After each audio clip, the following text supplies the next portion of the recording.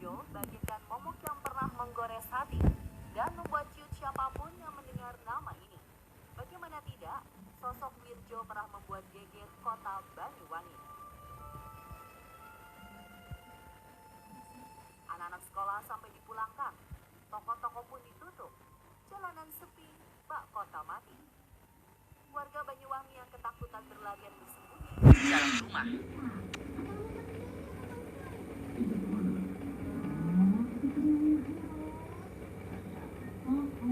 Lalu siapakah Wirjo? Dan mengapa sosok ini sampai membuat geger satu kota Banyuwangi? Inilah urban legend Wirjo sang pembantai Banjarsari versi on the spot.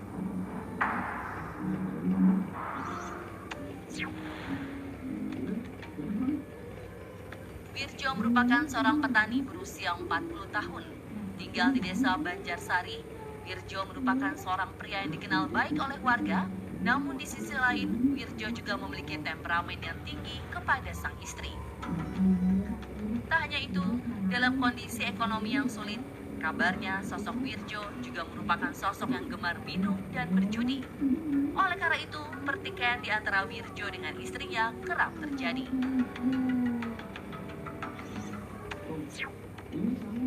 Tepatnya pada 15 April 1987, Wirjo kembali bertengkar dengan sang istri.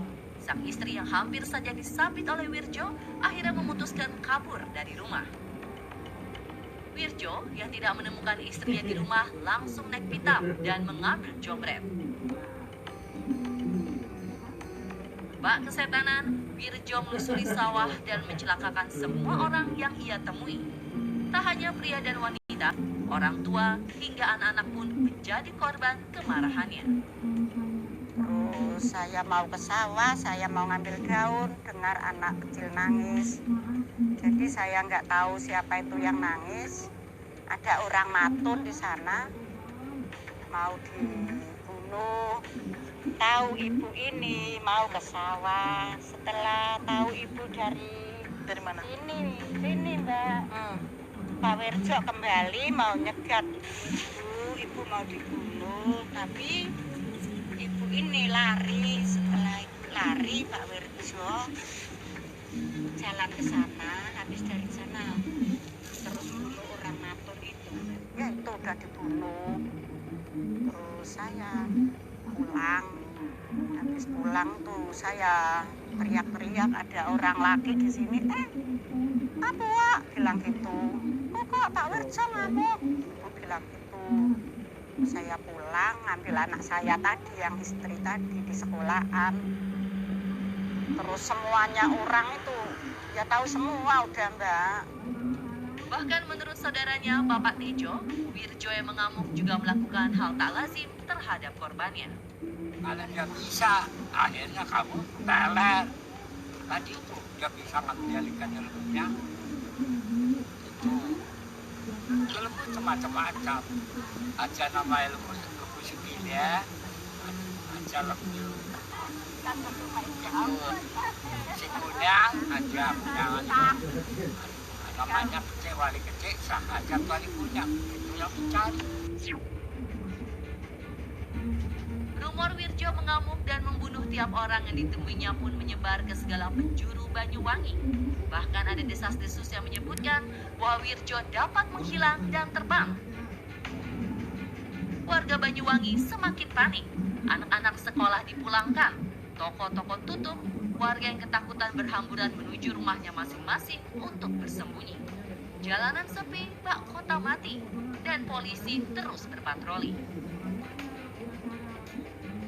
Rumor semakin menjadi-jadi dengan adanya berita Wirjo telah sampai di beberapa titik daerah di kabupaten paling ujung Jawa Timur ini. Para kaum laki-laki berjaga-jaga dengan tombak dan parang, sementara petugas kepolisian dan tentara berusaha untuk mencari jejak Wirjo.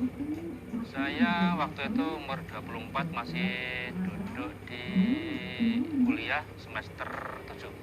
Waktu itu sekitar jam 8 pagi itu ada berita katanya ada pembunuhan di daerah Kelurahan Banjarsari yang dilakukan oleh Pak Wirjo.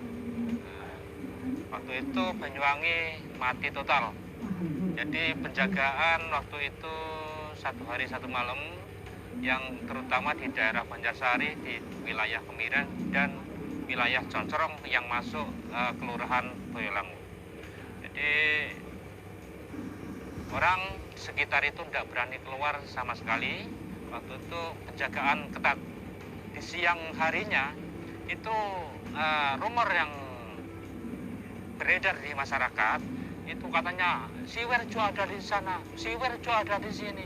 Nah, akhirnya masyarakat itu pun merasa ketakutan semua.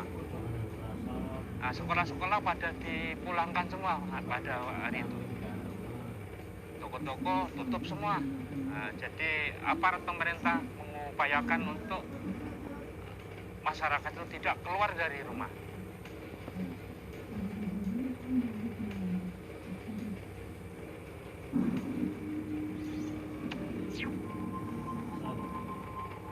Usai membunuh 18 orang dan melukai 14 orang lainnya hanya dalam waktu 4 jam, Wirjo diburu oleh warga dan kepolisian.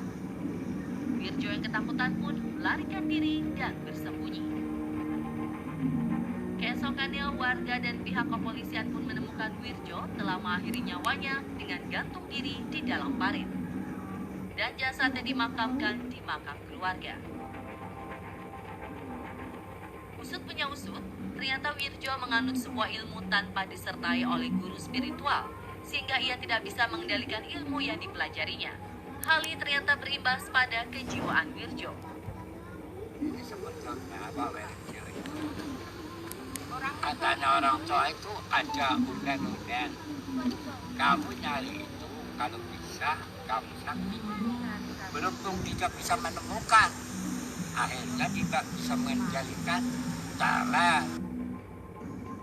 Walau Wirjo telah ditemukan tewas tak lama setelah peristiwa naas tersebut, banyak warga yang masih trauma dan takut arwah Wirjo masih mencari korban selanjutnya. Itulah urban legend Wirjo sang pembantai versi on the spot. Ada baiknya cerita ini tidak dibesar-besarkan, biar yang sudah terjadi menjadi pelajaran bagi kita semua untuk selalu menjaga diri serta menghindari diri dari sikap temperamental ya pemirsa.